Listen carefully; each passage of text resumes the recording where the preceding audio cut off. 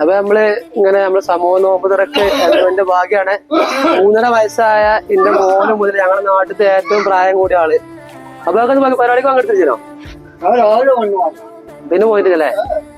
ആള് വരെ വന്ന് സജീവമായ പരിപാടിയായിരുന്നു. അപ്പൊ ഞങ്ങൾ പ്രവാസികൾക്കും വേണ്ടി നമ്മുടെ നാട്ടിലത്തെ കാരണന്മാരും പാടൊന്ന് ഉൾപ്പെടുത്തിയാണ് വീഡിയോ ഉണ്ടാക്കാൻ വെച്ചിട്ടാണ്. എന്താ ചിലപ്പോ നമ്മള് നാടിന്റെ സൗഹൃദത്തിനെ പറ്റി എന്താ പറയാ, പഴയ കാലത്തെ നമ്മള് ഓർമ്മയുള്ളത് നമ്മളെ കടവപ്പുറം ചെറുപ്പത്തില് നമ്മളീ ഭക്ഷണം കാര്യങ്ങളൊക്കെ ചെറുപ്പത്തിൽ ചെയ്യണോ? അന്നൊന്നും ഇപ്പത്തൊന്നും ഇല്ലല്ലോ. ചെറുപ്പത്തില് നമുക്ക് ഭക്ഷണ കാര്യമൊന്നും വളരെ കുറവാണ്. ഞങ്ങളൊക്കെ ചെറുപ്പത്തില് പിന്നെ അതൊക്കെ അങ്ങനെ മാറി മാറി മാറി ഇപ്പോഴത്തെ ഭക്ഷണങ്ങളും കാര്യമൊക്കെ പുരോഗമിച്ച് വന്നു. പിന്നെ അന്ന് പഴയ കാലത്ത് ഞങ്ങളൊക്കെ നിസ്കാരപ്പള്ളിയൊക്കെ ചെറിയ ത്രാമ്പിൽ പോയി ത്രാവി നിസ്കരിച്ചിരുന്നു. അന്ന് സ്ഥലമായിട്ട് പാത്തിയൊക്കെ ഇട്ടുകാണ്ട് പാത്തിന്റെ മുകളിൽ ഇരുന്നുകാണ്ട് ത്രാവി നിസ്കരിച്ചിരുന്നത്. അതൊക്കെ പിന്നെ പോയി ചെറിയ നിസ്കാരപ്പള്ളിയായി. പിന്നെ കാലങ്ങൾ കൊണ്ട് ഇപ്പൊ 1990-ലാണ് ഇപ്പൊ നമ്മള് 96-ലാണ് നമ്മളെ പള്ളി ഉണ്ടാക്കിയത്. ഇപ്പൊ നല്ല സൗകര്യം, ഒരു 5-6 AC അടിയും മോളും ആൾക്കാർക്കൊക്കെ നല്ല സുഖമാണ്.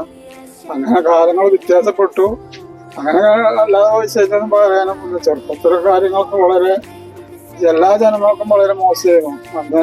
പിന്നെ ഇവിടെ അംസാജിയിൽ നോൽമർപ്പിച്ചിട്ടുണ്ടാക്കിയിരുന്നു ചോറ് കൊടുത്തുകാണ്ട് ആ കാലത്ത്. വൈകുന്നേരം ചോറിട്ടും അതൊക്കെയായിരുന്നു പിന്നെ അന്നത്തെ പുരോഗമനം ഉണ്ടായിരുന്നത്. അംസാജിൽ നമ്മുടെ നാട്ടിലത്തെ എല്ലാവരും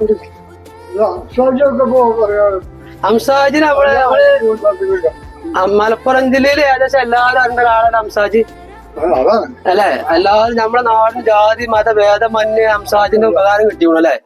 ഒരു രാഷ്ട്രീയക്കാരനല്ലാതെ എല്ലാരും ആൾക്കാരെ നോക്കിയാണെന്നല്ല ആർക്കും ചെയ്തിട്ടില്ല. ഞങ്ങളുടെ നാട്ടിലെ ഏറ്റവും ഇപ്പത്തെ പ്രായം കൂടിയ ആളാണ് സമൂഹ നോമ്പത്തിൽ പങ്കെടുക്കാൻ പറ്റും. ഇപ്പോഴും ഇന്നും ജുമാക്ക് പോകണത് നടന്നുകൊണ്ടാണ്. അപ്പൊ നമ്മുടെ പ്രായത്തിലുള്ള ആൾക്കാർക്കൊക്കെ എപ്പോഴും ഷുഗർ കാര്യങ്ങളുടെ കാര്യത്ത് എന്താണ് ഈ ആരോഗ്യത്തിന്റെ രഹസ്യം?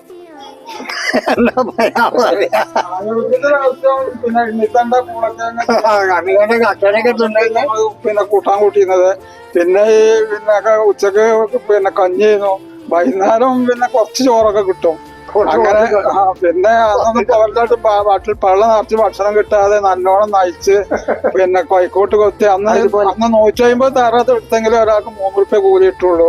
അങ്ങനത്തെ കാലമായിരുന്നു. അങ്ങനെ ഞങ്ങൾ നയിച്ചത് കൊണ്ട് അന്ന് കൊളസ്ട്രോളും അതും ഇതൊന്നും വന്നിട്ടില്ല. അപ്പൊ പിന്നെ ഒരു അത്യാവശ്യം ഇപ്പൊ എപ്പോഴും വലിയ കുഴപ്പമില്ലാതെ പോകുന്നുണ്ട്. അപ്പൊ ആക്കാന്റെ ഇന്ത്യയൊക്കെ അവസ്ഥ അങ്ങനെ തന്നെയാണ്. നല്ലോണം നയിച്ച കൂടുതൽ ഭക്ഷണമില്ല, ഭക്ഷണം കമ്മി കൂടെ നയിപ്പോയി.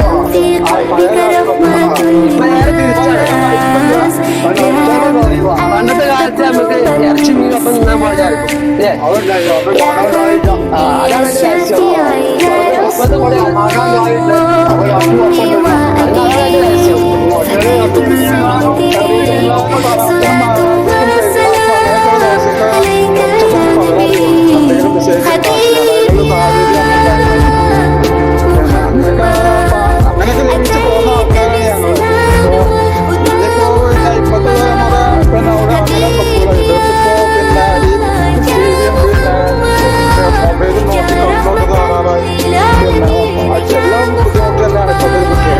ഭക്ഷണം കഴിച്ചാൻ വെച്ചാ ഞങ്ങളൊന്നും ഇപ്പൊ കഴിച്ച ഭക്ഷണം ഇപ്പത്തെ കുട്ടികൾ കഴിച്ചില്ല. ഞങ്ങളെ ഇപ്പൊ അത്യാവശ്യം ഞങ്ങളൊക്കെ എപ്പോഴും തോന്നും